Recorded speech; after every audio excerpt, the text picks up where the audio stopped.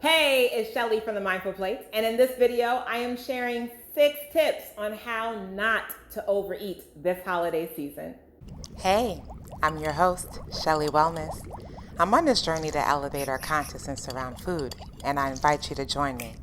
On this channel, I'll share recipes created with mindfulness, rooted in wellness. Welcome to the Mindful Plate. Even though Thanksgiving was one of my favorite holidays growing up, for years, I experienced a level of anxiety each time it came around.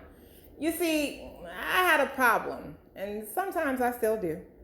It's called overeating. I would overeat for various reasons. Sometimes it was to numb an emotional pain. Sometimes it was because I would get caught up in the joy of eating and not want to stop. And yes, that's a real thing. And sometimes it was because it was a holiday, and that was the culture of the holiday. You put on your eating pants with the extra elastic, and you ate. Eat as much as you can. Stuff yourself silly. Eat some more. You want some seconds?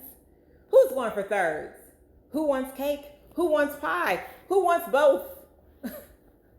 You see, in my family, being well fed is a sign of love and being taken care of, y'all. Feeding folks is how we nurture. We're encouraged to eat more. And when it's Thanksgiving, that idea is inflated. And it's the one time that you can eat as much as you want and get away with it. Except you never really get away with it. Because you live in a body that has a digestive system that has to bear the brunt of processing all of that food. And oftentimes, in order to process that food, it puts you to sleep, otherwise known as the itis or the food coma. So it can maximize its energetic resources and focus on digesting the onslaught of food you just put into it. Now, depending on your levels of overeating, you may experience anything ranging from localized discomfort to all-out pain. And mine would often result in throwing up, indigestion that lasted for 3 days, and uncomfortable bloating, y'all. You see, but over the years, my relationship to food and my body has changed. I have less of a tolerance for the consequence of overeating. And I got in touch with the source of my overeating through mindfulness. So here's what I learned that may help you this holiday season. My first tip is focus on the people and less on the food. Yeah, I know, food is a major part of this holiday. However, by centering conversations and connections, food naturally takes a back seat. So instead of gorging your plate, you're sharing a meal with others, doing things like putting your fork down in between each bite, and allowing yourself a space of 20 minutes before considering seconds does a lot to slow you down and lessen your chances of overeating. My second tip is be conscious of trigger words and toxic people. Now, what if the people you're around are the source of your anxiety, right? And you'd much rather shovel your face on your plate. Well, if the adults are getting on your nerves, then go eat with the children. I guarantee you the children's table will be a relief, as they're always fun and they're more connected to the present moment. And if there are no children or pets or friendlier people to commune with, well, you could use this as an opportunity to practice establishing and enforcing boundaries.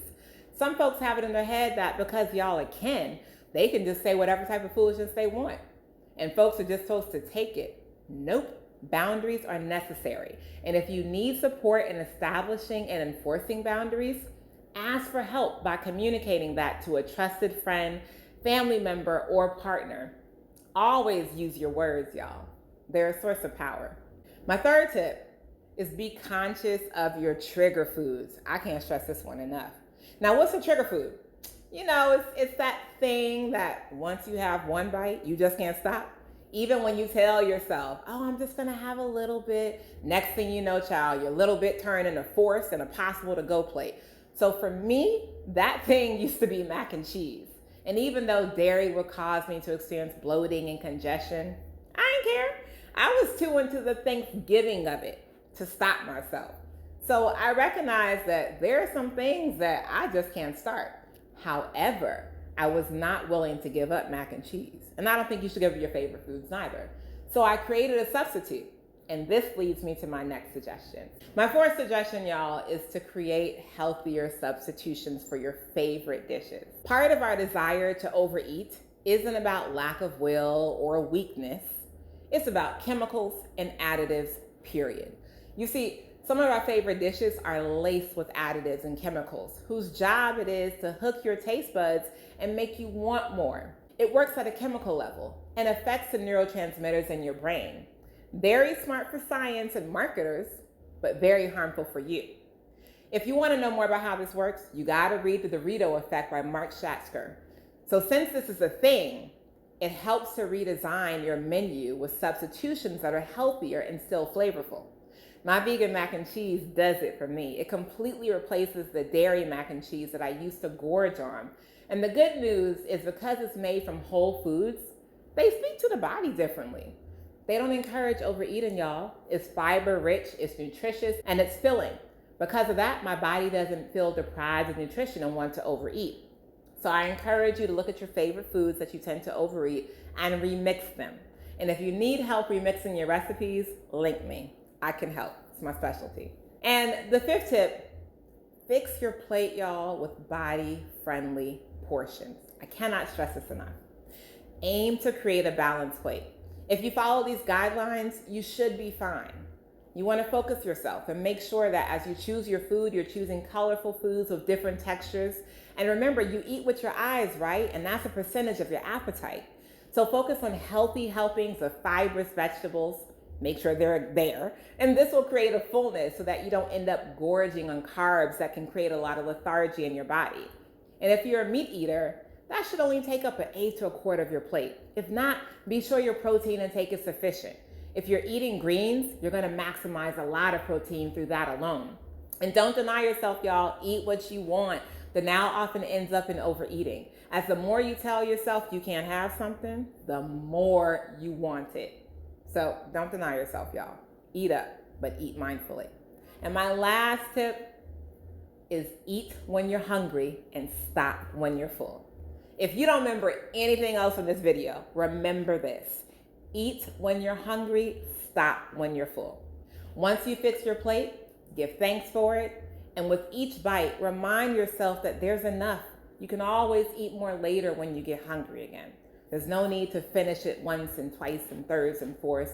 Eat what you need. All right, y'all. This is the tip of the iceberg when it comes to creating a balanced and mindful relationship with food. And the holidays present their own set of challenges, I know. However, anything can be dealt with when you bring mindfulness to the table. As always, if you like the video, please like it. If you're interested in cooking where recipes are a guide, ingredients are intuitive, process is present, and food is delicious always, then subscribe to our newsletter. The link is in the description below. And until next time, y'all, eat well and be well. I'll see you soon.